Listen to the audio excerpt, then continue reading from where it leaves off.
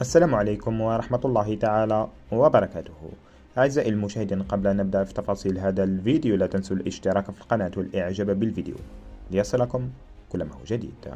وصل الهدف العالمي للنجم الجزائري ياسين بنزية إلى 120 مليون مشاهدة على أكبر صفحة رياضية في العالم، محققا انتشارا استثنائيا يعكس جمال وإبداع هذا الهدف.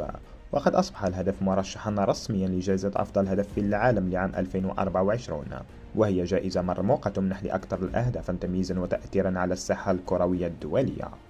في خطوة لدعم اللاعب الجزائري، دعا رئيس الاتحادية الإفريقية لكرة القدم الكاف جميع دول القارة السمراء إلى التصويت لصالح هذا الهدف، تأكيدا على وحدة إفريقيا ودعم مواهبها التي ترفع راية القارة في المحافل العالمية. ومن المنتظر أن يتم الإعلان عن الفائز بالجائزة يوم 11 من ديسمبر، وسط ترقب كبير من الجماهير الجزائرية والإفريقية التي ترى في هذا الإنجاز فرصة لإبراز المهارات الاستثنائية للاعبين الأفارقة.